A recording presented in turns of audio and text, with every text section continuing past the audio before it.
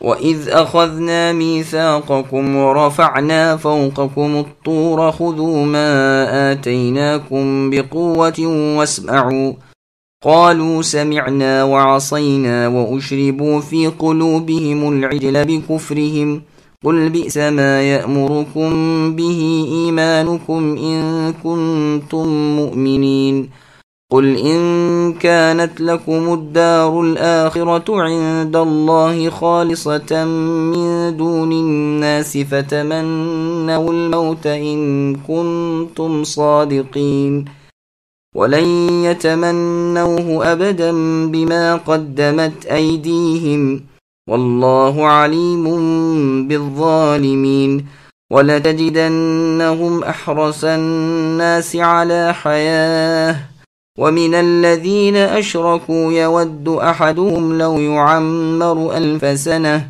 وَمَا هُوَ بِمُزَحْزِحِهِ مِنَ الْعَذَابِ أَن يُعَمَّرَ واللہ بصیر بما یعملون۔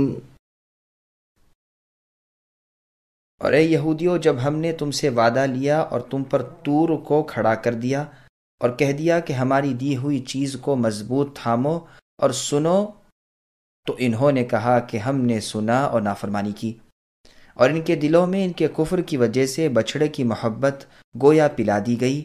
ان سے کہہ دو کہ تمہارا ایمان تمہیں برا حکم دے رہا ہے اگر تم ایماندار ہو۔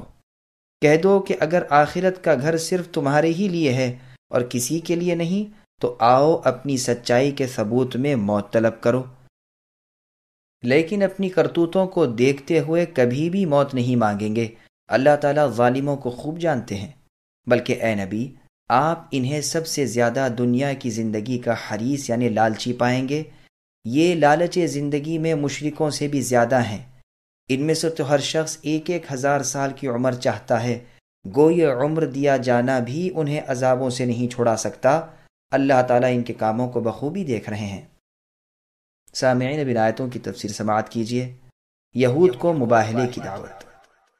عبداللہ بن عباس رضی اللہ عنہما فرماتے ہیں کہ ان یہودیوں کو نبی صلی اللہ علیہ وسلم کی زبانی پیغام دیا گیا کہ اگر تم سچے ہو تو مقابلے میں آؤ اور ہم تم مل کر اللہ تعالیٰ سے دعا کریں کہ وہ ہم میں سے جھوٹے کو ہلاک کر دے، لیکن ساتھ ہی پیشن گوئی بھی کر دی کہ یہ لوگ ہرگز اس پر آمادہ نہیں ہوں گے۔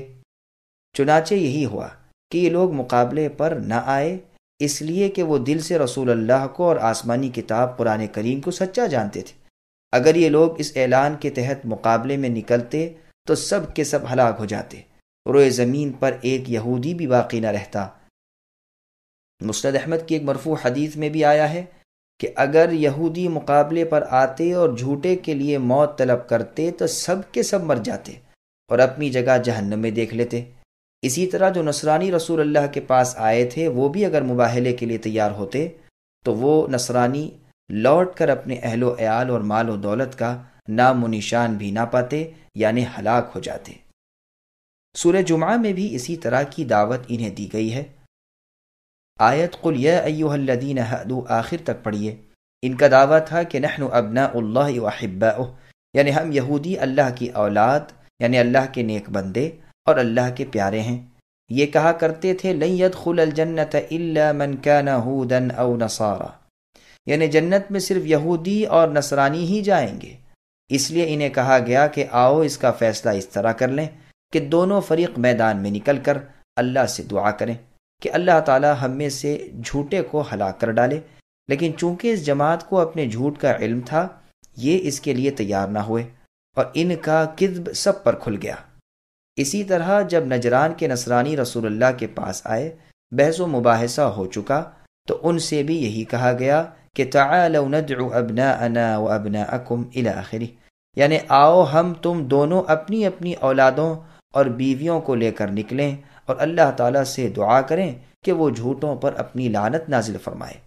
لیکن وہ آپس میں کہنے لگے کہ ہرگز اس نبی یعنی محمد صلی اللہ علیہ وسلم سے مباہلہ نہ کرو ورنہ فوراً برباد ہو جاؤ گے۔ چنانچہ مباہلے سے انکار کر دیا اور جھک کر صلح کر لی اور دب کر جزیہ دینا منظور کر لیا۔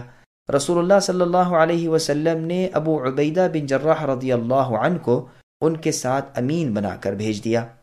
اسی طرح مشرکین عرب سے بھی کہا گیا قل من كان في الضلالة فليمدد له الرحمن مدا، یعنی ہم میں سے جو گمراہ ہو اللہ تعالیٰ اس کی گمراہی بڑھا دے۔ اس کی پوری تفصیل اس آیت کے ماتحت بیان ہوگی، یعنی سورہ مریم کی آیت نمبر 75 میں انشاءاللہ۔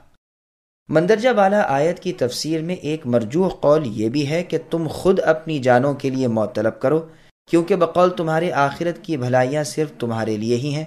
انہوں نے اس کا انکار کیا، لیکن یہ قول کچھ دل کو نہیں لگتا، اس لیے کہ بہت سے اچھے اور نیک آدمی بھی زندگی چاہتے ہیں، بلکہ حدیث میں آیا ہے، جیسا کہ امام ترمذی روایت کرتے ہیں، رسول نے فرمایا کہ تم میں سے بہتر وہ ہے جس کی لمبی عمر ہوئی ہو اور اعمال اچھے ہوں۔ علاوہ ازیں یہی قول یہودی بھی کہہ سکتے تھے، تو بات فیصلہ کن نہ ہوتی۔ ٹھیک تفسیر وہی ہے جو پہلے بیان ہوئی کہ دونوں فریق مل کر جھوٹے کی ہلاکت اور اس کی موت کی دعا کریں۔ اس اعلان کے سنتے ہی یہودی تو ٹھنڈے پڑ گئے اور تمام لوگوں پر ان کا جھوٹ کھل گیا، اور وہ پیشن گوئی بھی سچی ثابت ہوئی کہ یہ لوگ ہرگز طلب موت نہیں کریں گے۔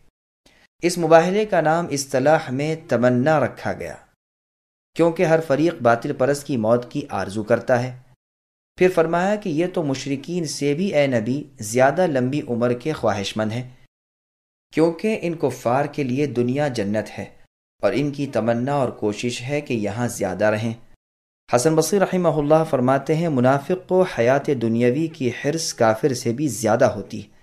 یہودی تو 1,000 سال کی عمریں چاہتے ہیں، حالانکہ یہ لمبی عمر بھی انہیں عذابوں سے نجات نہیں دے سکتی، چونکہ کفار کو تو آخرت پر یقین ہی نہیں ہوتا، اور انہیں یعنی ان یہودیوں کو تھا۔